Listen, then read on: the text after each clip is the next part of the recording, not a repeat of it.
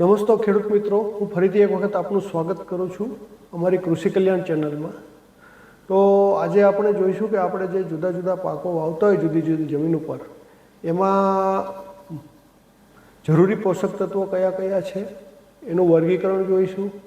એમાંથી અમુક મુખ્ય પોષક તત્વો છે એનું આપણે વિગતવાર ચર્ચા કરીશું. તો સૌથી પહેલાં આપણે એનું વર્ગીકરણ જોઈએ તો એમાં આપણે 3 ભાગ પાડી શકીએ કે જેમાં મુખ્ય પોષક તત્વો છે, દ્વિતીય પોષક તત્વો અને સૂક્ષ્મ પોષક તત્વો. આ રીતે એના 3 વિભાગ પાડીએ, જેને આપણે મેજર એલિમેન્ટ્સ, મેક્રો એલિમેન્ટ્સ અને માઇક્રો એલિમેન્ટ્સના નામથી પણ ઓળખીએ છીએ. તો સૌથી પહેલાં આપણે જોઈએ મેજર એલિમેન્ટ્સમાં કયા કયા આવે. તો એમાં સૌથી પહેલું આવશે સી, કાર્બન. બીજા નંબરમાં આવશે એચ, હાઇડ્રોજન. ત્રીજા નંબરમાં આવશે ઓ, ઓક્સિજન.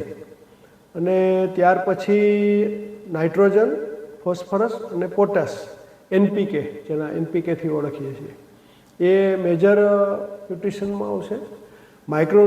મેક્રોન્યુટ્રિયન્ટ્સ જો જોવા જઈએ તો એમાં સલ્ફર, કેલ્શિયમ અને મેગ્નેશિયમ આવશે.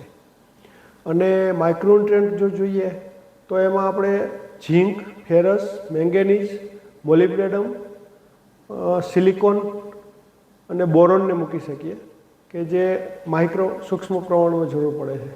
આ ઉપરાંત 2 એવા પોષક તત્વો છે જે અતિ સૂક્ષ્મ પ્રમાણમાં પણ જરૂરી છે, એ છે સોડિયમ અને ક્લોરિન.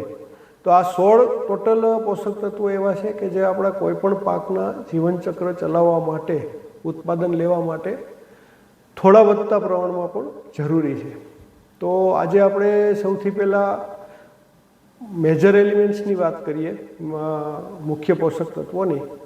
તો એમાં જે સૌથી પહેલાં 3 છે, કાર્બન છે, હાઇડ્રોજન છે અને ઓક્સિજન છે, એ આપણા પાકને કુદરતી રીતે વાતાવરણમાંથી મળી રહે છે. આપણને કાર્બન અને ઓક્સિજન CO2ના રૂપમાં હવામાંથી ફોટોસિન્થેસિસ ક્રિયા દરમિયાન પાનમાંથી લઈએ છે.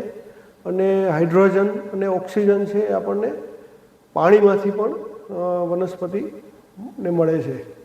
તો આપણા પાકને કુદરતી રીતે મળતા આ 3 છે. એના વિશે આપણે જો વિગતવાર જોઈએ તો લગભગ આપણે કોઈ પણ ઝાડનું ડ્રાય વેટ કરીએ અને ડ્રાય કરીને એનો આપણે જો વેટ કરીને એનું એનાલિસિસ કરીએ તો આ 3 તત્વો લગભગ 94% જેટલું હિસ્સો ધરાવે છે. એટલે 94% કાર્બન, હાઇડ્રોજન અને ઓક્સિજનથી બનેલો છે પ્લાન્ટનો ડ્રાય પાર્ટ, અને બાકીના 6%માં બાકીના બધા જ આવી જાય છે, બધા જ ઘટકો.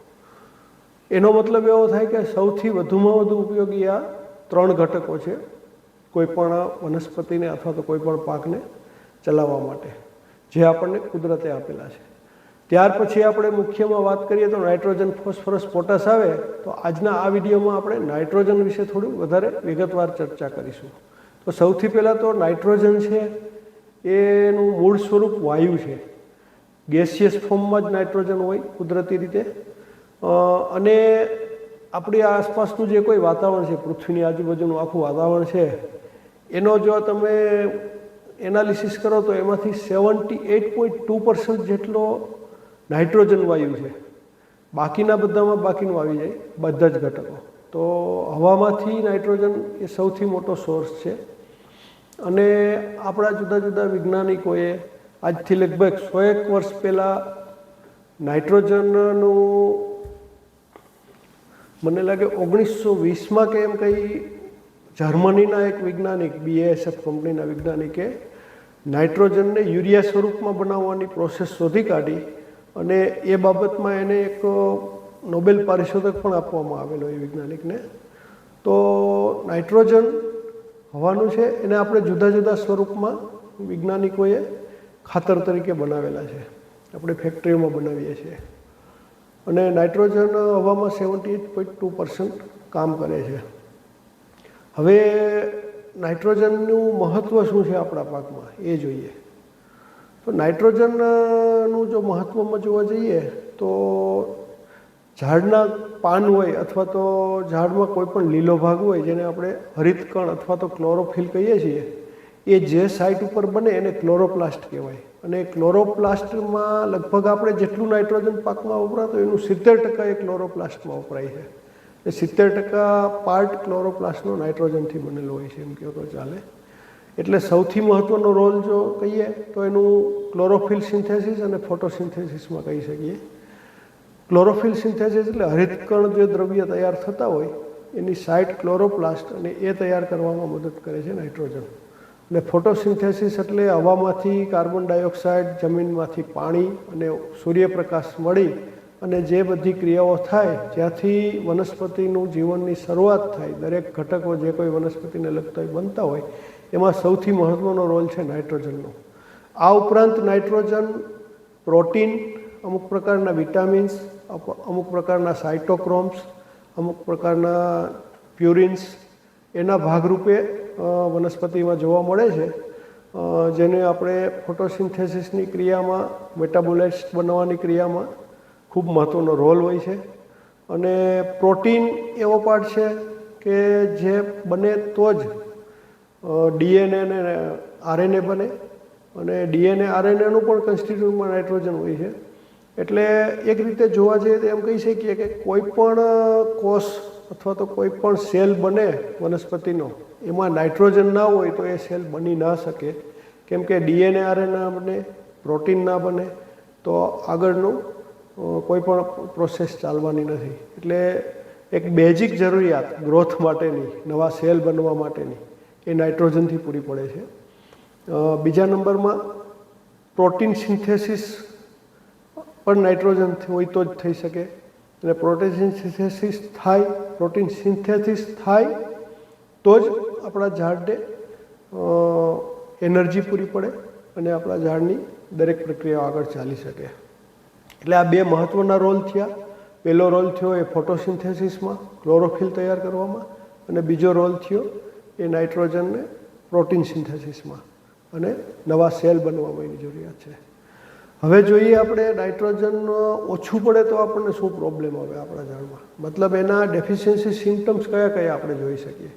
તો સૌથી પહેલાં જોઈએ તો ક્લોરોપ્લાસ્ટ બનવાનું ઓછું થાય, એટલે ક્લોરોફિલ ખતમ થતા જાય, એટલે ફોટોસિન્થેસિસ ક્રિયા ખોરવાઈ જાય અને ઝાડનો જે લીલો કલર છે એ ધીમે ધીમે પીળો પડવા માંડે, જેને આપણે ટેકનિકલ ભાષામાં ક્લોરોસિસ કહીએ છીએ.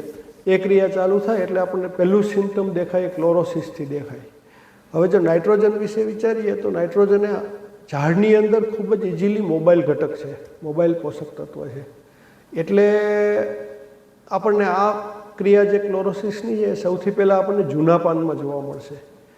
કેમ કે નવા પાનની અંદર જે કંઈ થોડો ઘણો નાઇટ્રોજન અવેલેબલ હશે એ બધો નાઇટ્રોજન નવા પાન, એક્ટિવ પાનમાં જતો રહેશે, અને નીચેથી અથવા તો બહારથી અવેલેબલ નહીં હોય વાતાવરણમાંથી, તો જૂના પાનની અંદર જે સ્ટોર થયેલો નાઇટ્રોજન હશે, એસિમ્યુલેટ થયેલો નાઇટ્રોજન હશે, એને એબ્સોર્બ કરી લેશે ઉપરના પાન મોબાઈલ હોવાને લીધે.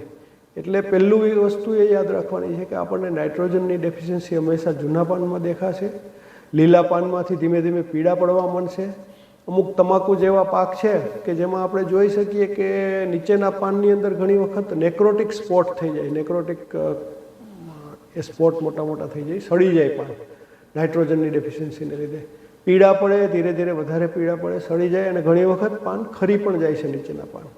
અને એક્યુટ ડેફિશિયન્સી જો ચાલુ રહીએ તો ઉપરના પાન પણ ધીમે ધીમે પેલ યલો અથવા તો પેલ ગ્રીન થવા માંડે, ગ્રીનમાંથી ધીમે ધીમે પીળા પડવા માંડે છે. આ નાઇટ્રોજન ડેફિશિયન્સીનો સૌથી પહેલી એ છે સિમ્ટમ્સ. બીજા નંબરમાં એક એવું બને છે ઘણી વખત ટમેટા જેવા પાક છે, કપાસ જેવા પાક છે, એમાં જે આપણે પાનની દાંડી કહીએ એના ઉપર અમુક એન્થોસાયમિન નામના ઘટકો તૈયાર થવા માંડે નાઇટ્રોજનની ડેફિશિયન્સીને લીધે. અને એ દાંડીનો કલર જે લીલો હોય એ ધીરે ધીરે આછા પર્પલમાં અને ધીમે ધીમે પછી ઘાટા પર્પલમાં ફેલાતો જાય. અને આ જ સિમ્ટમ્સ આગળ વધતા જો નાઇટ્રોજનની ડેફિશિયન્સી ચાલુ રહે તો ઝાડની ડાળીમાં પણ આપણને જોવા મળે છે.